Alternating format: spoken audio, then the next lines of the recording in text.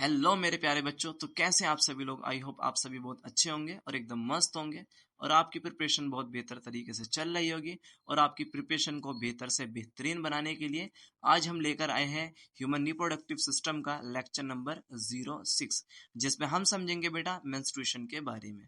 देखिए, ये जो मेंस्ट्रुएशन है, it is one of the most important topic, क्योंकि यहाँ से भी नीट में कम से कम एक क्वेश्चन जरूर आता है। तो सबसे पहले बात आती है बेटा, मेंस्ट्रुएशन क्या है। सो मेंस्ट्रुएशन इज नथिंग, फीमेल के अंदर जो रेगुलर चेंजेस होते हैं उसी को मेनली हम मेंस्ट्रुएशन बोलते हैं। और मेनली ये रेगुलर चेंजेस कहाँ देखने मिलते हैं? ये रेगुलर चेंजेस देखने मिलते हैं बेटा हमको मेनली यूट्रस के अंदर। और ये जो रेगुलर चेंजेस हैं यही डिसाइड करते हैं कि आने वाले वक्त में फीमेल प्रेग्नेंट होगी या माँ बनेगी या नहीं बनेगी। ठीक है, तो समझते हैं मेंस्ट्रुएशन क्या होता है। So menstruation are natural or regular changes occur in a female which make a pregnancy possible. तो फीमेल के अंदर वो नेचुरल चेंजेस जो फीमेल की प्रेगनेंसी को पॉसिबल बनाते हैं, ठीक है, उसी को हम क्या कहते हैं बेटा? मेंस्ट्रुएशन कहते हैं। 80% वुमेन जो होते हैं बहुत सारे सिम्टम्स को रिपोर्ट करती हैं कि हमारे साथ ये दिक्कत होती है, हमारे साथ ये दिक्कत होती है। जैसे क्या क्या दिक्कत होती है फीमेल के अंदर जब मेंस्ट्रुएशन आने होते हैं? तो मेंस्ट्रुएशन आने के दौरान स्टार्टिंग में जब मेंस्ट्रुएशन आते हैं तो एक्ने होने लगता है, बहुत ज़्यादा पिंपल्स हो जाती है, टेंडरनेस ऑफ ब्रेस्ट होता है, एंड फीलिंग टायर्ड, फीमेल जो होती है बहुत ज़्यादा थकान महसूस करती है, और बॉडी में बहुत ज़्यादा इरिटेबिलिटी हो जाती है, चिंतित हो जाती है फीमेल, एंड मूड पूरी तरीके से चेंज हो जाता है। जैसा आपको देखने मिल रहा है फेस पर पिंपल्स आने लगे हैं। एंड ये क्यों आते हैं? क्योंकि बेटा यहाँ पर एस्ट्रोजन और प्रोजेस्टेरोन का जो लेवल होता है बहुत पीक पर होता है। ठीक है, ब्रेस्ट में टेंडरनेस आती है एंड स्वेलिंग आने लगती है, ब्रेस्ट में पेन होने लगता है, मूड पूरी तरीके से चेंज हो जाता है, थकान महसूस होती है, ठीक है ना, एंजाइटी और इरिटेबिलिटी होने लगती है, ठीक है, और मूड पूरी तरीके से चेंज हो जाता है। ठीक है, देखिए आपको यहाँ पर देखने भी मिल रहा है कि 1 बाय 1 कंडीशंस में के मूड हमको 1 बाय 1 चेंजेस देखने मिल रहे हैं। ठीक है, सो वॉट मीन्स मिनार्की। तो फीमेल के अंदर जो फर्स्ट पीरियड आता है that known as the menarche. और ये कब आता है बेटा? हमारी एनसीईआरटी ने बता रखा है ये 12 to 15 ईयर्स के बीच में आता है। लेंथ ऑफ पीरियड अगर हम देखें तो ये 21 दिन से 45 दिन तक का हो सकता है, बट हम कॉमनली इसको 28 दिन का मान के चलते हैं। ठीक है, मीनोपॉज क्या है? फीमेल के अंदर वह अवस्था जब मेंस्ट्रुएशन पॉज हो जाए या मेंस्ट्रुएशन रुक जाए, उसी कंडीशन को बेटा हम मीनोपॉज कहते हैं। और ये कब होता है? ये 45 साल से 55 साल की उम्र के बीच में होता है। एंड ब्लीडिंग कब होती है? तो पहले दिन से लेकर 7वें दिन के बीच तक ब्लीडिंग या मेंसेस होने लगता है। ठीक है, सो 2 से 7 दिन के बीच में ये 2 से 7 दिन तक ब्लीडिंग रहती है। एंड ये कुछ हॉर्मोन्स के थ्रू कंट्रोल होता है। और वो कौन कौन से हॉर्मोन्स है बेटा? वो फॉलिकुलर स्टिमुलेटिंग हार्मोन है एंड लुटेनाइजिंग हार्मोन है। ठीक है, एंडोमेट्रियम जो होती है 5 से 7 दिन लेती है अपने आप को दोबारा बनाने के लिए, दोबारा रीजनरेट करने के लिए। एक्चुअली मेंस्ट्रुएशन में जो एंडोमेट्रियम होती है, मेनली फंक्शनल एंडोमेट्रियम जो होती है, वो झड़ जाती है और उसी की वजह से ब्लीडिंग होती है। तो जो झड़ी हुई या शेड हुई हुई जो फंक्शनल एंडोमेट्रियम है वो दोबारा बनती है 5 से 7 दिन के बीच में। ठीक है, इसके मेनली बेटा 3 फेजेस। देखो, मेंस्ट्रुएशन को मेनली 2 फेज में हम डिवाइड करते हैं। पहले देखेंगे हम ओवरी के अंदर क्या क्या चेंजेस हो रहे हैं, फिर हम देखेंगे यूट्रस के अंदर क्या क्या चेंजेस हो रहे हैं। So mainly the phases of menstruation mainly 2 phase होते हैं। पहले the phase of ovarian cycle and second is phase of uterine cycle. ठीक है, सबसे पहले हम समझेंगे कि ओवरी के अंदर क्या क्या कंडीशन होगी। तो ओवरी के अंदर जो फेज होते हैं वो 3 फेज होते हैं। सबसे पहले फॉलिकल्स बनने स्टार्ट होंगे, मींस फॉलिकुलर फेज होगा। दूसरा बेटा ओव्यूलेशन होगा जो मेंस्ट्रुएशन के 14वें दिन होगा। और लास्ट वन कॉर्पस लूटियम तैयार होगा जिसको बोलेंगे हम लूटियल फेज। ठीक है, देखो फॉलिकुलर फेज में मेनली क्या होता है, जो फॉलिकल्स होते हैं वो बनने स्टार्ट होते हैं, मींस प्राइमरी फॉलिकल्स कन्वर्ट होंगे सेकेंडरी फॉलिकल में, सेकेंडरी फॉलिकल से फिर टर्शरी फॉलिकल, और टर्शरी फॉलिकल से फिर ग्राफियन फॉलिकल बन जाएगा। और जैसे ही मेंस्ट्रुएशन का 14वां दिन आ जाएगा तो दूसरा फेज होगा जिसको बोलेंगे हम ओवुलेशन। और ओवुलेशन में होगा क्या? ओवुलेशन में बेटा जो ग्राफियन फॉलिकल के अंदर सेकेंडरी oocyte है वो बाहर निकल जाएगा, और ये जो इसका बचा हुआ खोखला पार्ट ये आगे जाकर लूटियल फेज में पार्टिसिपेट करेगा और अपने आप को येलोविश बॉडी में कन्वर्ट कर लेगा, और ये येलोविश बॉडी रेस्पॉन्सिबल होती है प्रोजेस्टेरोन को रिलीज करने के लिए। ठीक है, आप देख सकते हैं एस्ट्रोजन का लेवल कहाँ कहाँ पीक पर है। तो एस्ट्रोजन का लेवल देखो 12वें दिन के बाद और 15वें दिन के बीच में, ये हम कह सकते हैं 12वें दिन के बाद और 14वें दिन के बीच में जो एस्ट्रोजन है उसका लेवल हमको बहुत पीक पर देखने मिल रहा है। वहीं प्रोजेस्टेरोन का लेवल देखें तो प्रोजेस्टेरोन का जो लेवल होता है बेटा वो 18वें दिन से 25वें दिन के बीच में पीक पर होता है प्रोजेस्टेरोन का लेवल। ठीक है, तो ये थी हमारी मेनली ओवेरियन साइकिल। ठीक है, तो पहले दिन से 5वें दिन के बीच में बेटा मेंस्ट्रुएशन होगा, ब्लीडिंग बहुत ज्यादा होगी, और फिर पहले ही दिन से 14वें दिन तक, या हम कह सकते हैं पहले ही दिन से 13वें दिन तक जो फॉलिकल्स होंगे वो अपना आप को मैच्योर करना स्टार्ट करेंगे, और 14वें दिन तक जितने भी फॉलिकल्स होंगे वो मतलब जो भी फॉलिकल्स ग्रो हो रहा होगा वो पूरी तरीके से मैच्योर हो जाएगा, और 14वें दिन उस फॉलिकल्स के अंदर से सेकेंडरी oocyte निकल जाएगा, मींस ओवुलेशन हो जाएगा। फिर बचा हुआ पार्ट जो होगा वो लूटियल फेज में पार्टिसिपेट करेगा और फिर वो प्रोजेस्टेरोन को रिलीज करने लगेगा। ठीक है, सो यूट्रस में क्या क्या साइकिल्स होती है उसको याद रखने का तरीका एमपीएस। M4 आता है हमारे पास मेंस्ट्रुएशन फेज। ठीक है, मिस यूट्रस में पहले से 5वें दिन तक मेंस्ट्रुएशन होगा। फिर प्रोलिफरेटिव फेज होगा।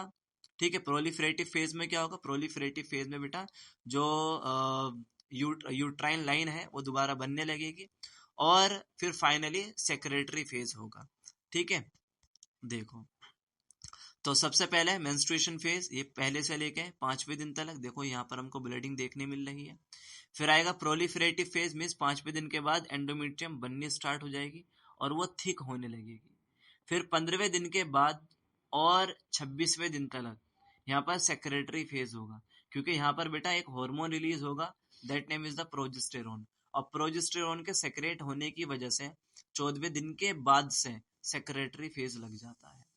और फिर क्या होगा, जैसे ही 27वां दिन या 28वां दिन आएगा मेंस्ट्रुएशन का, तो फंक्शनल एंडोमेट्रियम के अंदर ऑक्सीजन की सप्लाई रुक जाएगी और वहां पर ऑक्सीजन की कमी हो जाएगी, इसी को बोलेंगे हम इश्मिक फेज। और यहीं पर फिर 28वें दिन के बाद पहला phase means menstruation phase start हो जाएगा यूट्रस के अंदर। ठीक है, समझ में आई है सारी कंडीशन आपको। देखिए पहला क्या होता है, मेंस्ट्रुएशन फेज, दूसरा follicular phase, ovulatory phase, and the last one is the luteal phase. तो पहले समझते हैं ओवेरियन फेज को, मींस ओवेरियन साइकिल। तो आपको एनिमेशन के अंदर देखने मिल रहा है ओवेरियन साइकिल में मेनली हो क्या रहा है, पहले प्राइमरी फॉलिकल, फिर secondary follicle, tertiary follicle, Graafian follicle, यहाँ से ओवुलेशन हो गया, ये कॉर्पस लूटियम बन गया। ठीक है, देखो primary, secondary, tertiary and A Graafian follicle, ovulation, and बचा हुआ rest of part yellowish body, that is corpus luteum. तो फॉलिकुलर फेज में क्या होगा, यहाँ फॉलिकल मैच्योर होंगे, और जो फॉलिकल्स मैच्योर होते हैं इसका जो कंडक्शन होता है वो किस हार्मोन के थ्रू कंट्रोल होता है, by the help of hormone known as the estrogen, and estrogen is also known as the estradiol. At the end of this phase the estrogen level at peak, और जैसे follicular phase खत्म होगा तो यहाँ पर इसका जो एस्ट्रोजन होता है उसका जो कॉन्सेंट्रेशन होगा या एस्ट्रोजन की जो अमाउंट होगी वो बहुत ज़्यादा होगी, और एस्ट्रोजन का एक पीक बन जाएगा, और ये कब बनेगा, 13वें दिन बन जाएगा। एंडोमेट्रियम रीजनरेट, और यहीं पर बेटा एंडोमेट्रियम जो होगी वो रीजनरेट होनी स्टार्ट हो जाएगी, मीन्स बनना दोबारा स्टार्ट हो जाएगी, एंड यूट्रस की जो लाइनिंग है वो बहुत ज्यादा मोटी हो जाएगी। ठीक है, और डिस्चार्ज होना रुक जाएगा। देखिए तो यहाँ पर हमको ये फॉलिकुलर फेज देखने मिल रहा है, तो ये मेंस्ट्रुएशन फेज है। ठीक है, आप मेंस्ट्रुएशन फेज को भूल जाओ क्योंकि मेंस्ट्रुएशन फेज किसका पार्ट है, यूट्राइन फेज का पार्ट है। तो पहले दिन से देखो यहाँ पर क्या हुआ कि फॉलिकुलर फेज स्टार्ट हो गया था ओवरी के अंदर। ठीक है, और यहाँ पर फॉलिकल बनना स्टार्ट हो गया। अब देखो आप यहाँ पर ये 13वां दिन है या 12वां दिन है, और यहाँ पर ये रेड पीक है, और रेड पीक बता रहा है किस चीज को, मेनली एस्ट्रोजन को। तो एस्ट्रोजन का लेवल कब ज्यादा होता है, 12वें या 13वें दिन। फिर आता है ओवुलेटरी फेज। तो ओवुलेटरी फेज में क्या होगा, यहाँ पर जो सेकेंडरी oocyte होगा वो ग्राफियन फॉलिकल से रिलीज होगा, ठीक है, and occur when the ovarian follicle rupture, और मेनली कौन सा ओवेरियन फॉलिकल रप्चर होगा, Graafian follicle. After the rupture releasing the secondary oocyte, and mainly यहाँ पर दो पीक बनेंगे, एक तो लुटेनाइजिंग हार्मोन का और फॉलिकुलर स्टिमुलेटिंग हार्मोन का। फॉलिकुलर स्टिमुलेटिंग हार्मोन का पीक कम हो जाएगा और लुटेनाइजिंग हार्मोन का पीक बहुत ज्यादा रहेगा। तो 14वें दिन जो लुटेनाइजिंग हार्मोन होता है उसका पीक बहुत ज्यादा होता है। देखो जैसे यहाँ पर आपको देखने मिल रहा है ये येलो वाला पीक, तो येलो वाला पीक कब देखने मिलता है हमको, जब ओवुलेशन दिखता है, और ओवुलेशन कब दिखता है हमको, 14वें दिन। ठीक है बेटा, समझ में आई बात आपको। और फिर आगे जाकर क्या होगा, फॉलिकुलर फेज हो जाएगा, मींस FSH। ठीक है, मतलब फॉलिकुलर स्टिमुलेटिंग हार्मोन रिलीज होगा, ये उसका पीक है। ठीक, देखो तो फॉलिकुलर स्टिमुलेटिंग हार्मोन का पीक कब कब है, एक तो देखो यहाँ पर 6ठे दिन। ठीक है, और दूसरा हाई पीक कब है, हाई पीक आता है 14वें दिन के बाद। ठीक है, और लुटेनाइजिंग हार्मोन का हाई पीक कब है, मेनली 14वें दिन, और 14वें ही दिन एस्ट्रोजन का ही पीक होता है। और प्रोजेस्टेरोन का पीक कब होगा भाई, जब कॉर्पस लूटियम बनेगा, और कॉर्पस लूटियम कब बनता है, 14वें दिन के बाद, और कम से कम 2-3 दिन लग जाते हैं उसको प्रोजेस्टेरोन रिलीज करने में। तो ये मानकर चलो कम से कम 18वें दिन के बाद उसका पीक निकल कर आता है। ठीक है, नेक्स्ट बात आती है मेंस्ट्रुएशन साइकिल। तो मेंस्ट्रुएशन साइकिल में मैंने अभी आपको बताया कि यहाँ पर क्या क्या होगा। अब देखो दोनों चीज दिखा रखे हैं यहाँ पर, ओवेरियन साइकिल भी और मेंस्ट्रुअल साइकिल, यूट्राइन साइकिल भी। ओवेरियन साइकिल में follicular phase, ovulatory phase, ovum निकल गया, लूटियल फेज में कॉर्पस लूटियम बन गया। ठीक है, देखो लूटियल फेज में remember the part of remaining part of the follicle, mainly कौन से फॉलिकल का, ग्राफियन फॉलिकल का। तो ग्राफियन फॉलिकल जो रिमेनिंग पार्ट होता है, yellowish part, is known as the corpus luteum. और कॉर्पस लूटियम बेटा प्रोजेस्टेरोन को और एस्ट्रोजन को रिलीज करता है and result in the pregnancy and can be luteolysis. ठीक है, अब क्या होगा यहाँ पर, प्रोजेस्टेरोन जो होता है अगर रिलीज होता रहे तो एंडोमेट्रियम की वॉल को, मेनली यूट्रस की जो एंडोमेट्रियम होती है उसको पकड़े रखेगा, क्योंकि प्रोजेस्टेरोन चाहता है यहाँ पर सेक्सुअल एक्टिविटीज हो, स्पर्म आए और फर्टिलाइजेशन और प्रेगनेंसी स्टार्ट हो जाए। बट अगर सेक्सुअल एक्टिविटीज नहीं हुई भी होगी तो वहां पर प्रोजेस्टेरोन अपने आप को रिलीज करवाना बंद कर देगा, और जैसे ही प्रोजेस्टेरोन रिलीज होना बंद हो जाएगा तो एंडोमेट्रियम शेड कर जाएगी। तो एक तरीके से प्रोजेस्टेरोन इसलिए रिलीज होता है ताकि के एंडोमेट्रियम को पकड़े, और जब प्रोजेस्टेरोन को लगता है कि यहाँ पर तो सेक्सुअल एक्टिविटीज हो ही नहीं रही, स्पर्म नहीं आ रहे, तो प्रोजेस्टेरोन एंडोमेट्रियम को छोड़ देता है, और जैसे ही प्रोजेस्टेरोन एंडोमेट्रियम को छोड़ता है तुरंत एंडोमेट्रियम शेड कर जाती है, और वो पहला दिन होता है मेंस्ट्रुएशन का, मेंस्ट्रुएशन स्टार्ट हो जाता है। ठीक है बेटा, और ये वाली बात याद रखना है कि मेंस्ट्रुएशन सिर्फ और सिर्फ इंसानों के अंदर ही नहीं देखने मिलते, ये हमारे जो प्राइमेट्स हैं उनके अंदर भी देखने मिलती है। ठीक है, कैसे कंट्रोल होती है बेटा, यहाँ पर बहुत सारे हार्मोन निकलते हैं, हाइपोथैलेमस से पहले रिलीज होता है गोनाडोट्रोपिन रिलीजिंग हार्मोन। ठीक है, वो जाता है एंटीरियर पिट्यूटरी पे, ये निकालता है फॉलिकुलर स्टिमुलेटिंग हार्मोन को। फॉलिकुलर स्टिमुलेटिंग हार्मोन जाता है प्राइमरी फॉलिकल के पास, और प्राइमरी फॉलिकल से कह देता है कि आप अपनी ग्रोथ को स्टार्ट कर लो, और जैसे ही प्राइमरी फॉलिकल के बात सुनकर ग्रोथ स्टार्ट होती है, सेकेंडरी फिर टर्शरी ग्राफियन फॉलिकल बन जाता है। जैसे ग्राफियन फॉलिकल बन जाते हैं फिर एंटीरियर पिट्यूटरी से लुटेनाइजिंग हार्मोन रिलीज होते हैं, और लुटेनाइजिंग हार्मोन आने की वजह से फिर ओवुलेशन हो जाता है। ठीक है, देखो पिट्यूटरी ग्लैंड से फॉलिकुलर स्टिमुलेटिंग रिलीज होंगे, फॉलिकुलर स्टिमुलेटिंग हार्मोन, और फॉलिकल का डेवलपमेंट स्टार्ट हो जाएगा।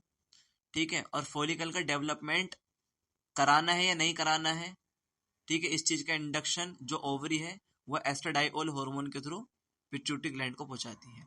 मतलब यहाँ मान लो एक फॉलिकल है और वो चाहता है मैं अपने आप को ग्रो कराऊं, तो वो फॉलिकल्स जो होगा एस्ट्रोजन को रिलीज करेगा, एक तरीके से रिलीज तो होगा कॉर्पस लूटियम से ही, तो वो एस्ट्रोजन जाएगा पिट्यूटरी ग्लैंड के पास, पिट्यूटरी ग्लैंड सेंस करेगी एस्ट्रोजन को, एस्ट्रोजन जैसे सेंस हो जाएगा तुरंत रिलीज होगा follicular stimulating hormone, follicular stimulating hormone फिर उसी फॉलिकल के पास होगा और उसी फॉलिकल की ग्रोथ को स्टार्ट कर देगा।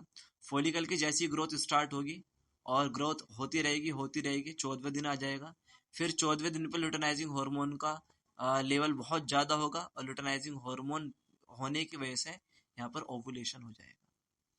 नेक्स्ट आती है बेटा यूट्राइन साइकिल। तो यूट्राइन साइकिल में मेनली क्या होता है, unneeded uterine tissue shed known as the menses, मतलब जब यूट्रस के जो नॉन नीडेड पार्ट होते हैं, नॉन नीडेड मतलब के जो फंक्शन एंडोमेट्रियम होती है वो अननीडेड पार्ट है, तो अननीडेड पार्ट जो होता है वो सारा का सारा शेड कर जाता है और ब्लीडिंग स्टार्ट होती है और उसी को बेटा मेंसेस कहते हैं।